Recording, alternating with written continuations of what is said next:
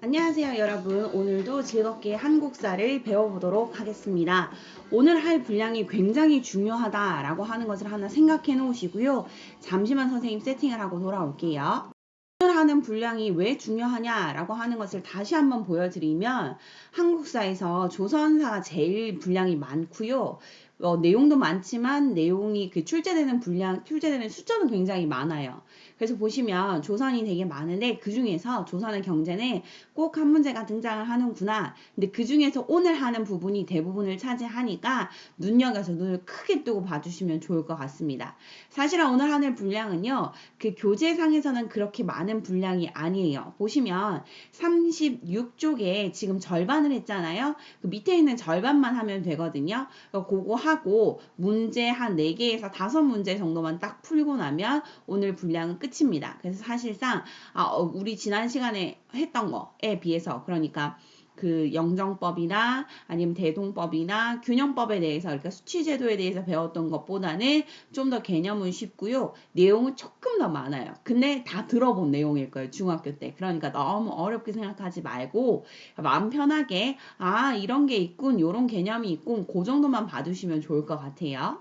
할 수업에서 제가 제일 좀 중요하게 생각하는 이미지는 이거예요. 뭐냐면 그러니까 우리가 경제라고 하는 것이 하나의 파트가 잘 된다고 혹은 하나의 파트가 잘 안 된다고 그 분야나 그 업종만 잘 안 되는 게 아니라는 것을 대충 알고 있잖아요. 예를 들면 코로나라고 하는 사태가 딱 터졌을 때 코로나니까 사람들 건강과 관련된 일만 뭐 해결이 되겠어. 이거 아닌 거 알잖아요. 그쵸? 이게 우리의 그 삶이나 아니면 경제에 미치는 영향, 세계 경제에 미치는 영향, 무역에 미치는 영향, 우리 취업과 관련한 분야, 뭐 다 연결이 돼 있잖아요. 특히나 유기적으로 많이 연결이 돼 있는 부분이 경제인데 조선 후기의 경제에서는 5개의 분야가 다 맞물려서 돌아간다라고 생각하시면 좋을 것 같아요. 그 5개의 분야는 있는 대로 순서대로 저희 교재에 지금 적혀 있는 대로 순서대로 얘기하면 농업, 그쵸? 그리고 수공업, 그 다음에 그죠. 광업, 그 다음에 상업, 그 다음 대외무역 이렇게 해서 총 5개의 그 경제적인 파트가 유기적으로 다 맞물리면서 톱니바퀴처럼 이렇게 어울려 가는구나를 봐달라고 하면서 제가 이미지를 하나 띄워봤습니다. 자, 그럼 이제 오늘 배울 분량을 한번 보자면 이거예요. 농업이라고 하는 부분에서 제일 중요한 것은 모내기법 같은 말 하나 적어 놓을게요. 좀 약간 공간이 적더라도 이항법이라고 하는 것이 확산이 되었다더라 라고 하는 건데 전국적으로 확산되었다라고 기록을 해주시면 좋을 것 같아요. 왜 전국적인 확산이냐 라고 한다면 고려 후기에 들어왔거든요. 네, 고려 후기에 모내기법이 들어왔고 조선 전기에도 별로 그냥 뭐 모내기법 자체가 그렇게 유행을 크게 안 하다가 조선 후기가 되면 크게 유행을 합니다. 왜 이렇게 되느냐라고 하는 건 뒤에 가서 설명을 조금 그림을 보면 설명을 해드릴게요. 어쨌든 이 모내기법이 전국적으로 확산이 된 게 조선 후기였고 그 결과 수확량이 증대하고 노동력이 절감했다라고 합니다. 지를 지금부터 한번 그림으로 설명을 드릴게요. 원래 이항법, 즉 모내기법이 있기 전에 우리나라에서는 직파라고 하는 방법을 써서 벼농사를 지었는데요. 직파는 말 그대로 직접 파종하는 겁니다. 그러니까 옆구리나 이렇게 팔에다가 소쿠리 하나 끼고 거기에 씨를 가득하게 담아서 씨를 그냥 이렇게 후후 던지듯이 뿌리는 걸 직접 파종한다고 해서 직파법이라고 부르고요. 모내기법 많이 보셨을 거예요. 영상이나 이런 데서. 줄 딱딱 맞춰가지고 물이 가득히 깊이 있는 그 모의 그 논에다가 이미 한 상당 정도 키워놓은 그 모를 떼어가지고 예쁘게 심어주는, 줄 맞춰서 심어주는 그걸 모내기라고 하는구나. 그런데 여기에서는 장단점이 있어요. 자, 우선 직파법의 장점과 단점 모두 다 특징을 한번 모아봤습니다. 첫 번째, 벼가 되게 무질서하게 자라요. 그럴 수밖에 없죠. 그냥 뿌리니까. 그래서 잡초 뽑기가 어렵습니다. 이걸 김매기라고 부르는데요.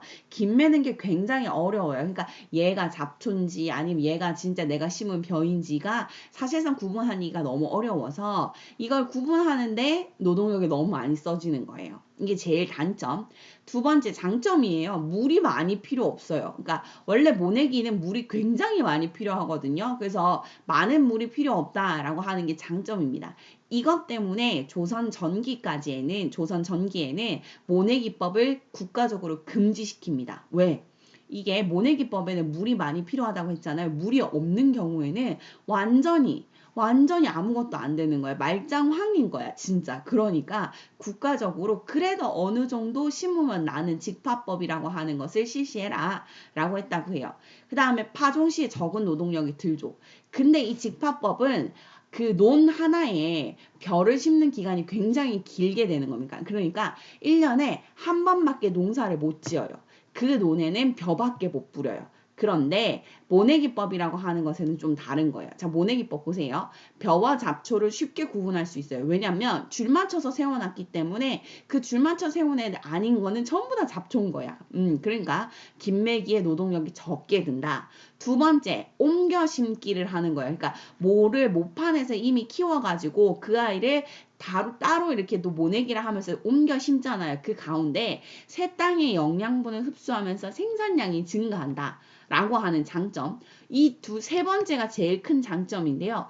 추수한 이후에 보리를 심어가지고 이모작이 가능하다라고 합니다. 그러니까 벼도 심고 하나의 논 같은 땅에다가 하나는 벼, 그 다음엔 보리, 보리 하면서 이렇게 농사를 두 번 지을 수 있는 걸 이모작이라고 부르거든요.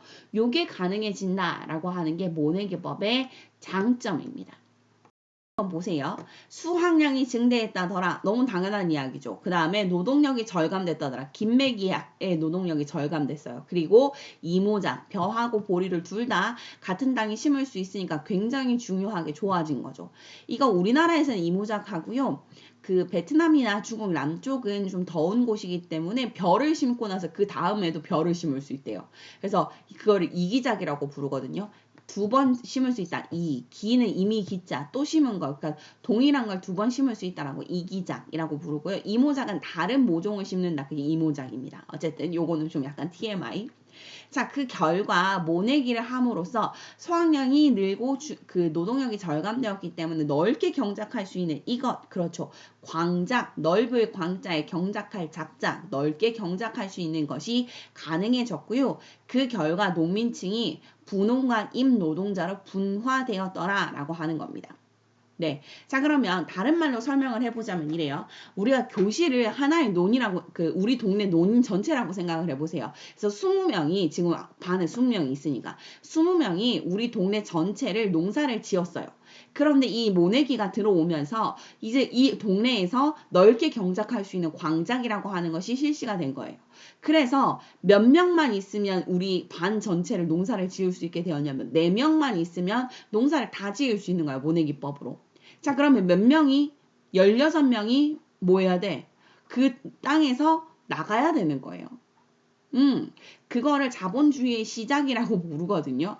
자본주의가 굉장히 좀 불행한 느낌이 들죠. 초기 자본주의는 이런 느낌이에요. 그래서 그래서 부자 농민 4명과 임노동자 땅에서 분리된 16명이 있구나. 그럼 그 사람들은 어떻게 돼요? 그러니까 농지에서 떠나서 광업이나 상업이나 수공업이나 그런 쪽으로 나가야 하는 사람들, 노동자가 되는 거죠. 그러니까 농민과 노동자가 분리되기 시작했구나라고 생각하시면 됩니다. 이게 농업. 이건 설명을 했으니까. 자, 농업에서 또 다른 변화가 생기는데요. 상품 작물이 재배되기 시작했다. 요거에다 별표 하나 크게 쳐주시겠어요? 상품 작물이 시험에 되게 잘 나와요.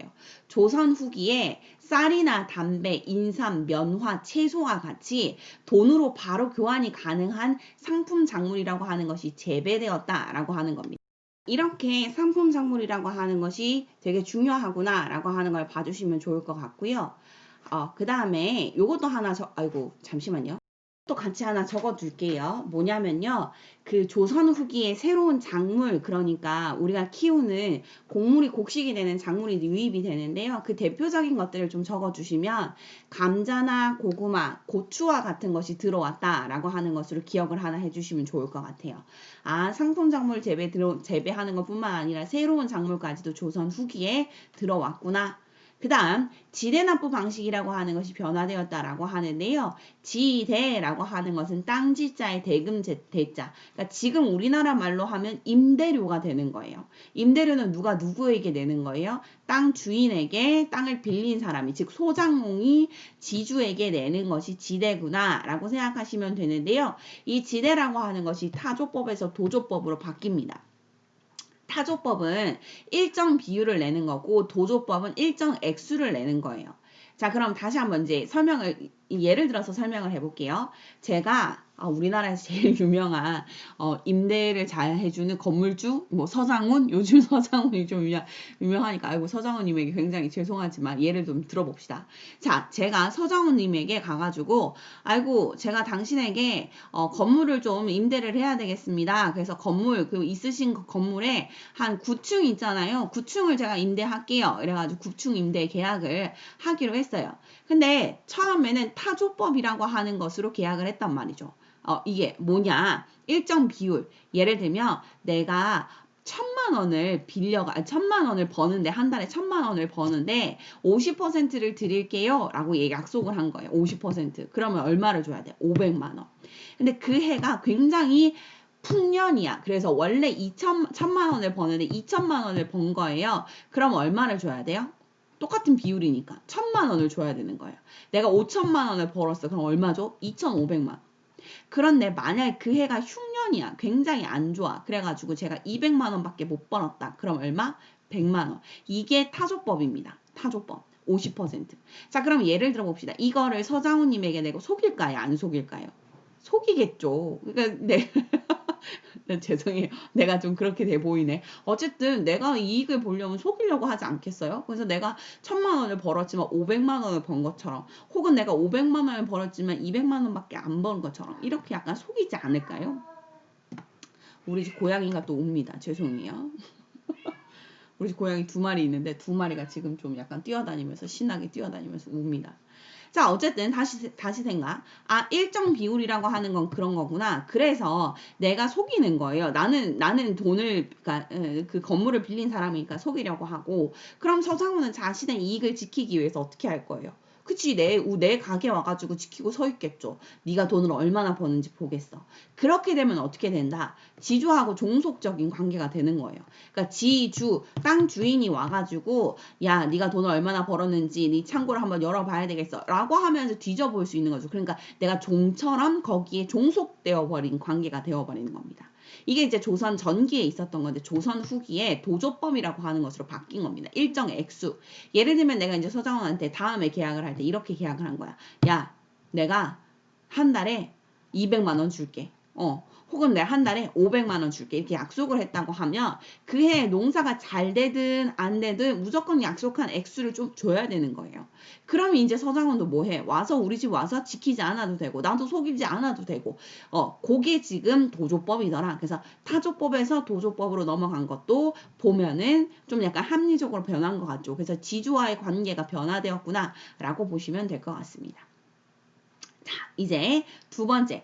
농업이 되게 모내기법 때문에 잘 되고 상품 작물 때문에 상품 작물을 재배하면서 굉장히 돈을 많이 버니까 뭐도 발전을 했구나. 수공업도 발전을 하는 겁니다. 자, 특히나 이 수공업이 발전하는 데 가장 크게 기여한 것은 대동법이라고 하는 법입니다. 자, 그럼 대동법 다시 설명해 봅시다. 대동법은 누구 왕 때? 그렇지. 광해군 때 만들어졌어. 그리고 숙종 때 완성이 되었단 말이야. 100년 만에 완성이 됐어. 지주들이 반대했기 때문에 100년이 걸린 거예요. 자, 그럼 왜 지주들이 반대를 했느냐? 원래 집집마다 내던 것이었는데 그것이 무엇으로 바뀌었어? 토지에, 즉 지주가 내는 것으로 바뀌었기 때문이죠. 그래서 토지 1결당 12두에 해당하는 쌀 12두에 해당하는 쌀을 내도 되고, 혹은 옷감을 내도 되고, 혹은 뭐 동전으로 내도 되는 세금이 대동법이더라. 그 대신에 국가에서 필요한 현물을 직접 구입해줄 누가 필요해졌다. 공인이 필요해졌다. 그래서 공인이 돌아다니면서 전국적으로 수공업이 잘 되는 지역에다가 오더를 직접 가서 내리거나 하는 것들을 했죠. 그렇게 돈을 주는 기관이 선해청이었습니다. 그렇게 기억하시면 수공업이 대동법 때문에 발전했구나 라고 하는 것도 알 수 있죠. 자, 이렇게 하면서 선대제라고 하는 수공업의 형태 하나가 등장을 하게 되는데요. 선대제는 여기 지금 만화에 예쁘게 설명을 하고 있어요. 보면은 후기, 조선 후기에는 소위 물주, 지금도 우리 물주라고 부르지 않아요? 돈 많은 사람? 네. 물주라고 불리는 공인하고 상인, 그러니까 돈 많은 사람들이 자금이나 원료를 대주고, 그러니까 물주가 원료랑 돈을 대주고 수공업자가 먼저 생산을 하는 거예요. 그것을 먼저 선자, 대금, 대자 써가지고 선대제 수공업이라고 하는 것을 성행시킨 겁니다. 그쵸? 그러니까 공인하고 상인은 뭐라고 생각하시면 되냐면 지금의 이마트나 홈플러스 같은 존재라고 생각하면 돼요. 그래서 직접 물건 잘 만드는 수공업자들한테 가가지고 우리가 팔아줄게 네 물건. 그러니까 나한테 왕창 넘겨. 그게 이제 선대제 수공업이구나. 조선 후기가 지금의 모습하고 비슷하다. 닮아 있구나 라고 하는 것의 수공업의 그런 특징을 볼 수 있습니다. 자, 그래서 조선 후기에는 각 지역마다 수공업이 잘 되는 지역들이 등장을 해요. 대표적인 지역이 안성 6기라고 하는 건데요. 안성은 경기도에 있는 곳인데 이 경기도에 있는 6기가 이렇게 생겼어요. 그러니까 놋그릇, 우리가 흔히 알고 있는 놋그릇인데 왜 한정식집 되게 유명한 데 가면은 무거워서 이렇게 막 덜덜 떨릴 것 같은 그 숟가락하고 젓가락 이렇게 예쁘게 올라와 있는 이 아이 있잖아. 이걸 6기라고 부르거든요. 그러니까 우리가 도자기라고 부르듯이 여기가 또 그릇이니까 그릇 기자를 써서 6기라고 불러요. 근데 이 안성에서 6기를 맞추면 사람들의 마음에 쏙 든다는 거야. 그래서 마음말이 뭐라고요? 안성맞춤. 내 입에 안성맞춤. 그래서 안성당면이라고 하는 라면이 나온 거예요. 안성이라고 하는 지명에서 딴 거죠. 그러니까 안성 지역에서는 6기가 워낙 유명했기 때문에 안성에서 사면은 마음에 꼭 맞았다. 혹은 통영에서는 나전칠기라고 하는 것을 꼭 사야 한다. 그 다음에 강화도에 가면 화문석이라고 하는 것이 있다더라. 라고 하면서 각 지역에 이제 수공업이 발달한 것을 이제 누가 꿰차냐면 상인이나 공인들이 이걸 다 알게 되는 거예요. 그래서 자기가 먼저 이 좋은 물건들을 차지하겠다고 물건에 돈을 먼저 지불을 해버리는 선대제 수공업이 조선 후기에 등장하게 되는 것이죠. 이해하시겠죠? 그 다음 광업입니다. 광업은 사실 처음 등장해요. 지금 앞에서 공부했을 때 광업이라고 하는 거 한 번도 본 적이 없죠.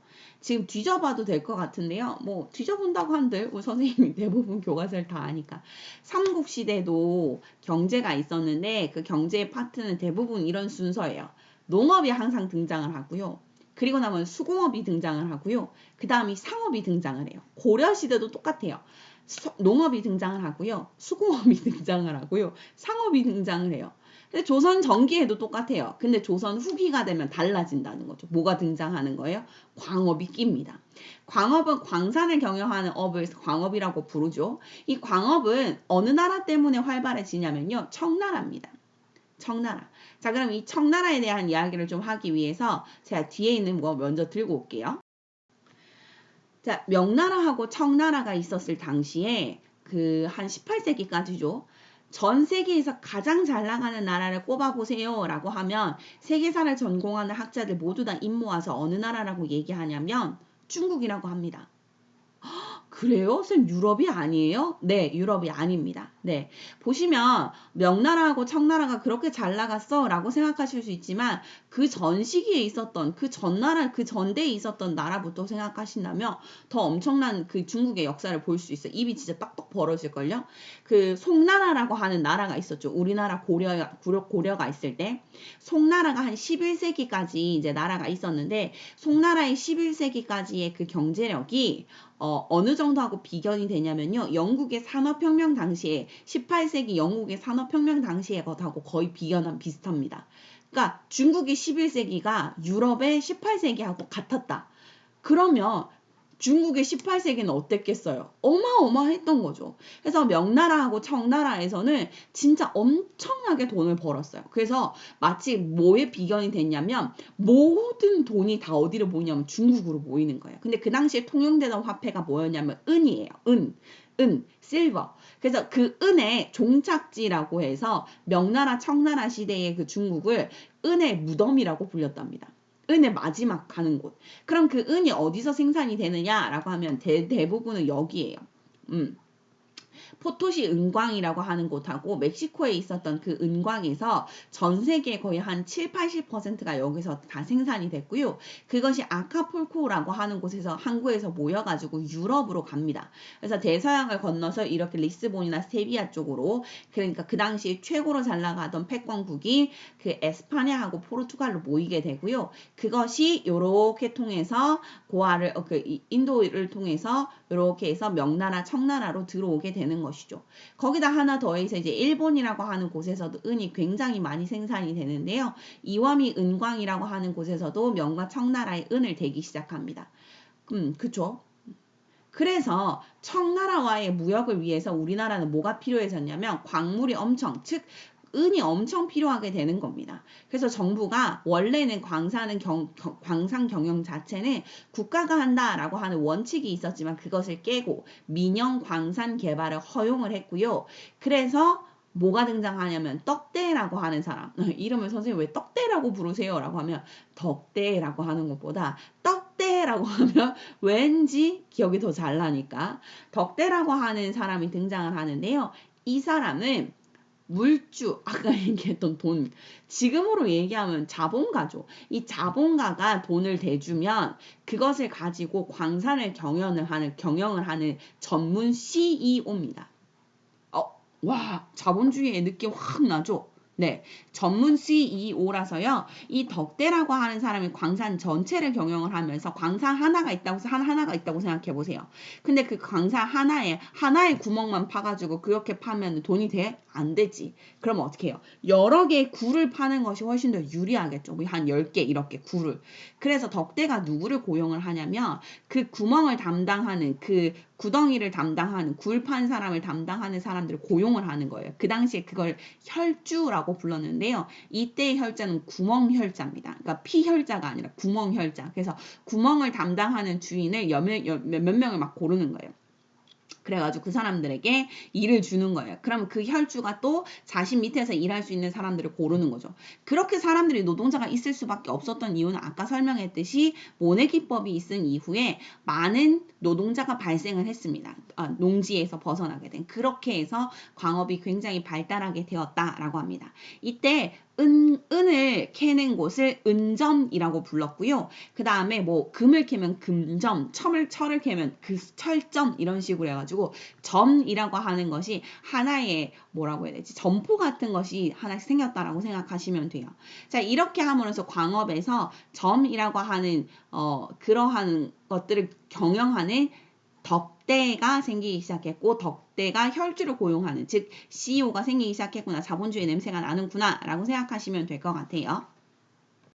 자, 그러면 덕대에 대한 설명을 보자면 이래요. 광산 주인하고 계약을 맺고 광물을 채굴 하는 광산 경영 전문가를 말한다. 이건 교과서에 있는 거 그대로 들고 온 거고요. 하나만 더 적어주실 것을 제가 부탁을 좀 드리도록 하겠습니다. 아까 정부가 민영 광산 개발을 허용했다고 했잖아요. 자, 그러면 그 민영 광산 개발을 허용하고 나서 그 광산 개발을 하는 사람들한테 무엇을 거두었냐? 세금을 거두었어요. 그것을 아주 어려운 말로 설점수세제라고 부릅니다. 설치한다. 그러니까 광산을 설치하고, 점포를 설치하고, 광산을 설치하고, 철점, 은점, 금점 이런 것을 설치하고, 세금을 거둔다. 세금을 거두는 제도를 설점수세제라고 부르는구나. 그렇게 하나만 봐두세요. 광산하고 관련된 용어구나. 그렇게 생각하시면 될 것 같아요. 자, 그러면 선생님이 아까 그 은에 대한 이야기를 하면서 조금만 더 해볼게요. 당시 왜 아까 명나라하고 청나라에서 굉장히 발달한 것들이 많았다 그랬잖아요. 보시면 명나라, 청나라가 뭐 그렇게 대단해 라고 생각할 수 있는데 유럽 사람들이 가장 사랑해하는 사치품이 당시에 청나라하고 명나라, 그러니까 뭐 지금은 청나라라고 이제 얘기해도 되겠죠. 우리 시기가 조선 후기니까 청나라에 이것을 되게 좋아했대요. 뭘 좋아했을까? 도자기. 네, 도자기. 왜 영어로 C를 크게 적고 China라고 하면 국가인 나라가 되잖아요. 근데 그것을 소문자 C로 바꿔서 China라고 하면 도자기란 뜻을 가집니다. 그러니까 나라 이름 자체가 도자기의 이름을 가지고 있어요. 두 번째, 사람들이 진짜 좋아, 진짜 유럽 사람들이 너무 이뻐에 맞지 않았던 게 비단입니다. 그러니까 비단이나 도자기. 거기에 이제 하나 더 그 뭐라고 해야 되지? 차라고 하는 거, 티 있죠. 요 세 가지, 차, 비단, 도자기 세 가지가 유럽 사람들이 가장 좋아했던 명청대 중국의 사치품, 수출품이라고 생각하시면 됩니다. 그러니까 보시면 이 프로이센의 프리드리히 1세라고 하는 사람이 아내를 위해서 샤를로텐부르크라고 하는 궁전에 방을 꾸몄는데 그 방 전체를 무엇으로 꾸몄냐면 청나라의 도자기로 꾸민 거예요. 그래서 그걸 도자기 방이라고 부르는데 거기에 일부입니다. 이게 어마어마하게 비싼 거예요. 그러니까 당시에 잘 나가던 왕이나 귀족들은 한 배에 가득이 도자기만 싣고 오는 것을 원했대요. 그러면 이제 그거 전체를 이렇게 약간 인테리어로 꾸미는 걸 자신의 로망으로 삼았다고 해요. 그래서 이런 것 때문에 진짜 명나라 청나라 잘 나갔구나 라고 하는 것을 알 수 있고요. 하나만 더 해서 얘기를 해드리자면 사실 중국에 이 발명품이 없었다면 제가 중국을 그렇게 막 좋아하는 거 아니야? 라고 생각할 수 있지만 그건 아니고요. 역사적인 사실로 봤을 때 중국에 이러한 그 발명품이 없었다면 세계사를 바꾸는데 세계사를 바꾸는데 이 네 가지 정말 너무 중요하니까 중국의 4대 발명품이라고 불리는 아이예요. 종이, 이건 나침반, 화약, 그다음 얘는 뭘 것 같아요? 얘가 종인데? 인쇄술, 요렇게 4개요. 인쇄술, 네, 요렇게 4개가 가장 중요한 중국의 발명품이었다라고 하는 것도 봐두시면 됩니다. 자, 그럼 다시 이제 돌아갑시다. 얼마 안 남았어. 자, 상업합시다. 자, 상업이 얘들아, 내용이 어렵진 않은데 용어가 처음 들어보는 용어가 한 3, 4개 정도 들어올 거거든요. 너무 어려워하지 말고 그냥 흡수해. 그런 게 있지. 그런 거. 자, 보시면 사상이라고 하는 것이 성장을 했다더라 라고 하는데 사상이라고 하는 개념을 처음 들어보시는 분들은요. 사상은 개인사, 상인상, 개인상인이라고 생각하시면 돼요. 그 사람들이 어디에 있는 위치에 따라서 이름이 조금씩 달랐는데 그 중에서 제일 잘 나오는 두 아이를 고르자면 경강상인하고 송상입니다. 자, 그걸 지도로 같이 좀 보자면 지도 이래요. 자, 우선 경강상인, 즉 한강상인이라고 생각하시면 돼요. 한강에서부터 시작해서 요렇게 내려와서 요만큼 커버, 즉 황해를 통과해서 전라도, 그러니까 충청도 전라도 지역을 끼고 요렇게까지 해서 요렇게를 끼고 도는 상인을 경강상인. 엄청나게 돈을 많이 벌었을 것 같지 않아요? 두 번째, 송상이라고 해서 개성상인이라고 하시면 되는데요. 개성이 인삼의 고향이에요. 시작점이에요. 그리고 개성이 뭐예요? 고려의 수도였죠. 그러니까 고려 시대부터 잘 먹고 잘 살았고 특히나 인삼으로 돈을 벌었던 사람들, 그래서 개성상인을 송상이라고 불렀는데 개성이 소나무가 많았나 봐요. 그래서 송상. 그 다음 만상은 어디냐면 의주인데요. 이 의주는 딱 봐도 국경선에 위치하고 있으니까 무역으로 돈을 벌었겠구나 라고 하는 것을 알 수 있습니다. 만상이라고 불렀고요. 그 다음 동래, 여기 옛날에 부산을 동래라고 불렀거든요. 동래 상인 앞에 내자를 내로 바꿔가지고 내상, 즉 어디 일본하고 무역하는 데 요렇게 해서 경강상인, 송상, 만상, 내상이 있었다더라. 머릿속으로 눈을 감고 지도 띄워놓은 다음에 뭐가 있었구나 다다다닥. 한강상인, 경강상인, 한양에서 활동하던 경강상인, 그 다음 개성에서 활동하던 송상, 의주에서 활동하던 만상, 그 다음 동네에서 활동하던 내상, 요렇게 4개가 제일 잘 나오고요. 하나 더 억지로 집어넣어보자 그러면 평양의 유상이라고 하는 것도 있는데 평양이 버드나무가 많았나 봐요. 그래서 버드나무 유자를 써서 유상이라고 하는 것도 있었다랍니다. 그러니까 일부 사상, 즉 개인적인 상인들은 독점 상인인 도고로 성장을 했는데요. 이 도고의 예시를 하나 적어 놓을까요? 도고의 대표적인 예시는 우리가 되게 잘 알고 있는 박지원이라고 하는 분이 쓴 허생전이라고 하는 글이 있습니다. 거기에 허생이 도고예요. 간촐하게 얘기하면 허생전이라고 하는 것은 허생이 돈은 안 벌어오고 맨날 글 공부를 하는 사람이에요. 그래가지고 그 공부를 너무 하니까 사실 아내가 이렇게 생기진 않았을 텐데 아내가 굉장히 착한 사람이었거든요. 한 7년을 참았어요. 돈을 안 벌어오는 거예요. 한 7년 참았다가 얘기를 한번 하는 거예요. 그 당시에 여인네들은 그렇게 큰 소리도 못 내요.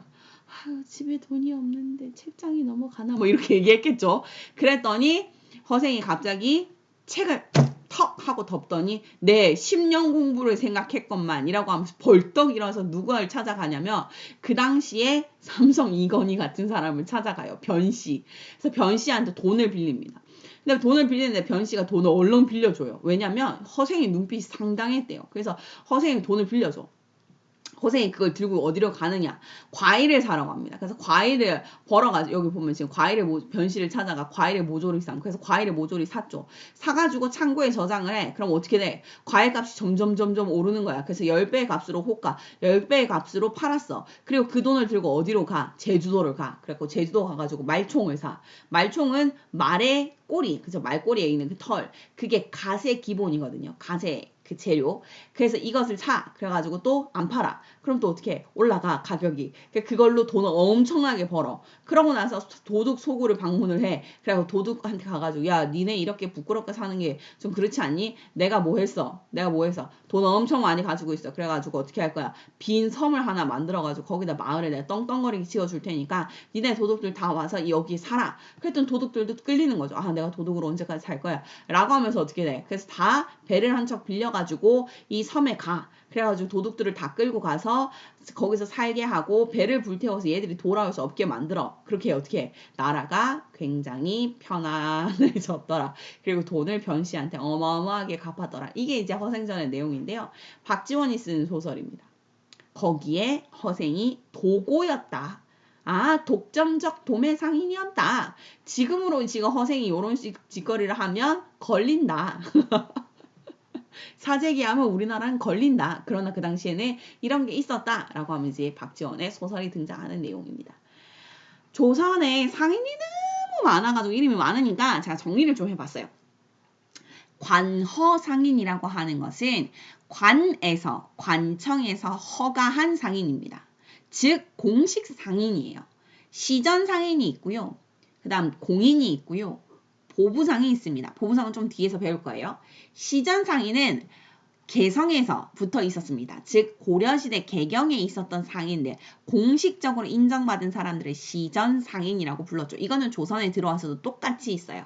시전 상인들에게는 특권을 줬었죠. 금난전권이라고 하는 걸. 그리고 정조 때 이것을 없애는 금난전권을 없애는 일을 했었지. 그것을 우리가 신의 통공정책이라고 불렀습니다. 그리고 공인은 뭐 때문에 등장했다? 대동법이 실시되면서 등장했다. 그리고 보부상은 얘들은 뭐 하는 애들이냐면 보따리 상인들이야. 등짐 상인들이야. 근데 이 사람들도 등록이 돼 있대요. 그래서 이 보부상까지 해서 관어상인이라고 불립니다. 사상이라고 하는 것은 자유상인, 개인상인인데 우리가 배웠던 경강상인, 만상, 송상, 내상, 유상 그래 요런 것들이 다 사상이었지. 거기에 객주랑 여각이라고 하는 아이도 있는데요. 이거는 제가 내용을 좀 뺐어요. 시험에 그렇게 많이 나오지는 않더라고요. 객주하고 여각을 잠시 그냥 말로 설명을 해드린다면 얘네 둘은 그 포구, 즉 그 항구나 아니면 강가에 있는 그 포구 있잖아요. 네, 뭐 마포 이렇게 얘기하는 그 포구에 이제 있는 사람들인데 거기서 물건을 맡아주는 창고업을 하거나 돈이 급할 때 빌려주는 일을 하거나 아니면 잠시 와서 쉴 수 있는 숙박 일을 하던 사람들을 객주나 여각이라고 불렀어요. 아, 그래서 이런 사람들이 사상이구나. 이렇게 해서 조선 상인의 분류를 해보았어요. 당시는 아니고요. 요거는 일제강점기 혹은 광복 직후에 있었던 상인인데 이것을 우리가 시장이라고 불렀는데 지금 부르는데 옛날에는 장시라고 불렀습니다. 그래서 비슷했을 거예요. 옛날 사진이. 여기에 난전이라고 하는 것이 있었는데 난전이라고 하는 것은 시전의 반대말이죠. 그래서 난잡하게 있다라고 하는 느낌이 즉 허가받지 않은 사람들을 난전이라고 부르고요. 이제 보따리 상인 같은 사람들 을 우리가 보부상이라고 불렀습니다. 다음 사진은 굉장히 애들이 좋아하던데. 지금까지 봤을 때, 요런 사람들. 옛날에는 갓의 크기를 보면은 사람이 그게 있어 보이는지, 아니면 높은 사람인지 아닌지 알 수 있었대요. 이게 갓이 넓어지면, 창이 넓어지면 넓어질수록 돈이 굉장히 많이 들기 때문에 마치 자동차의 크기가 늘어나듯이 예전에는 이게 점점 넓어졌대요. 그래서 사람들이 너무 이제 사치를 하면서 이렇게 더 넓어지고 창이 넓어지고 하니까 흥선대원군이 화딱진이 나가지고 야 이거 규정 좀 시키자 그래가지고 막 그런 얘기도 했다고 해요. 어쨌든 우리나라는 모자 좋아하는 것은 그 당시 진짜 외국 사람들이 볼 때도 야 여기는 모자 공화국이야? 라고 할 정도로 모자를 잘 쓰고 다녔대요.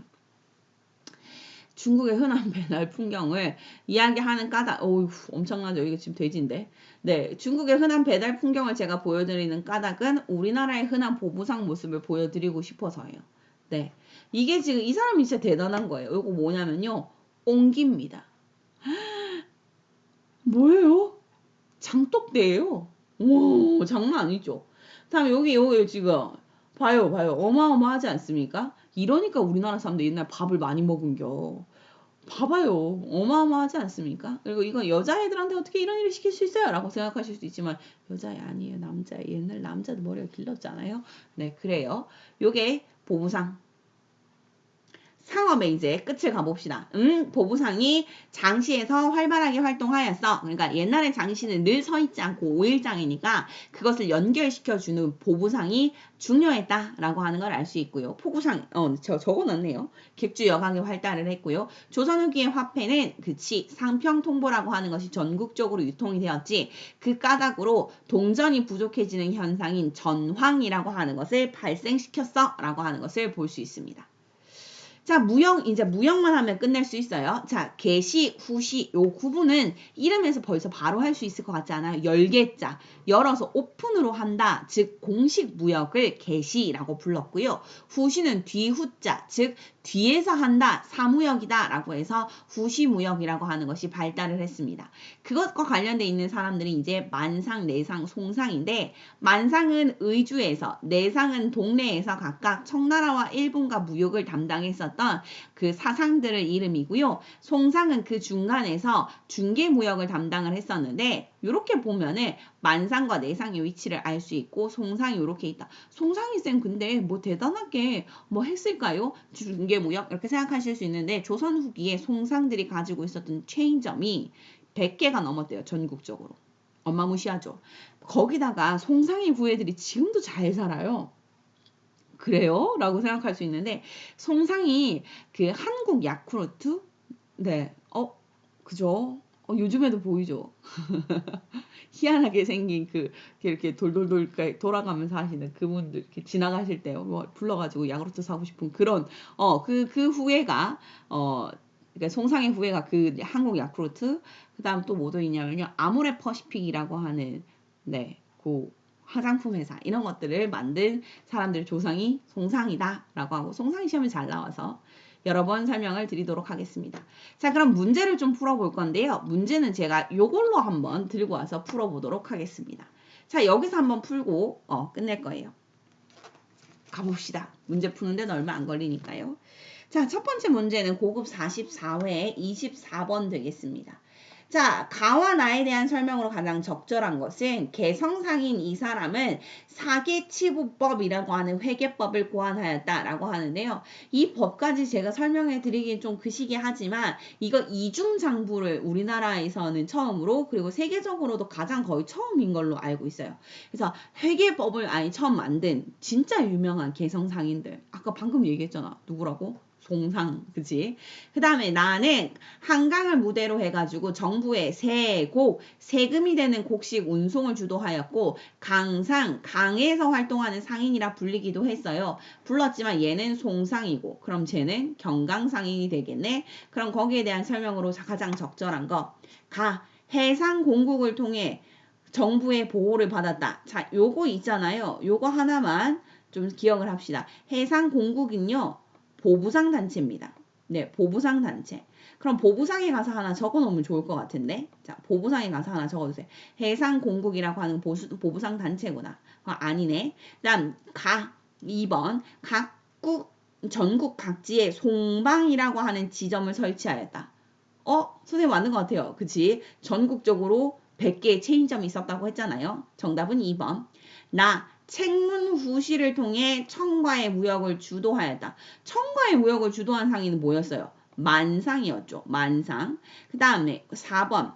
금난 전권을 행사하여 사상의 활동을 억압했던 상인. 우리 이거 뭐라고 불러? 시전상인이라고 부르지. 시전상인. 그치? 그 다음에 마지막 5번. 근대적인 상해사인 대동상해를 설립하였다. 라고 합니다. 대동상해가 뭐예요? 이렇게 생각하실 수 있는데요.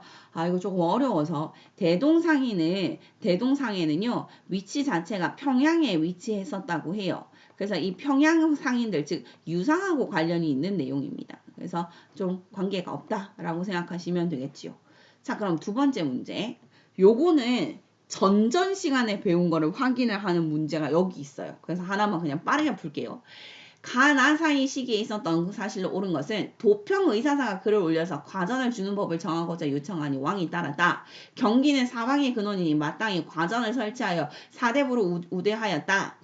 현직 여부에 관계없이 직위에 따라 과전을 받게 하였다. 자, 이거 무슨 법? 과전법에 대한 설명이네요. 그쵸?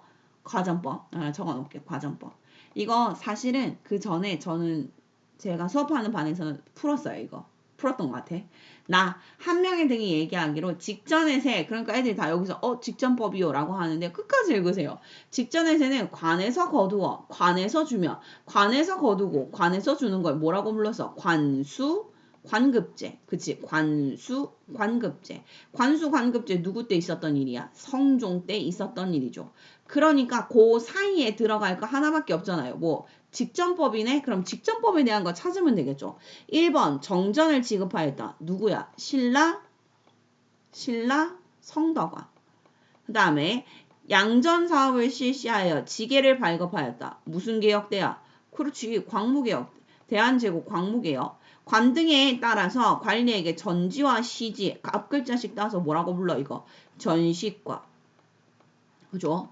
개국 공신에게 인품이나 이거 공로를 기준으로 역분전, 고려 초, 태조 왕건대. 그럼 정답은 5번. 수신전, 휴랑전을 폐지하였다. 직전법에 대한 이야기네. 그럼 5번. 이렇게 푸시면 됩니다. 자, 가서적이 편찬된 시기에 경제 상황으로 옳지 않은 겁니다. 아는 거. 반갑습니다. 유수원 씨. 혹시 유수원에 대해서 아시는가 모르겠는데요. 이거 다음 시간에 배우게 될 거예요. 다음 시간에 실학자입니다. 네, 실학자고요. 중상학파 실학자입니다. 상공업의 진흥 얘기하고 있죠. 상공업 얘기하는 거. 그럼 실학이 등장하는 게 어느 시기예요? 조선 후기. 조선 후기에 대한 걸 묻고 있구나. 옳지 않은 것을 골라보랍니다. 자, 1번 개시무역과 후시무역이 이루어졌다. 맞아 안 맞아? 맞지.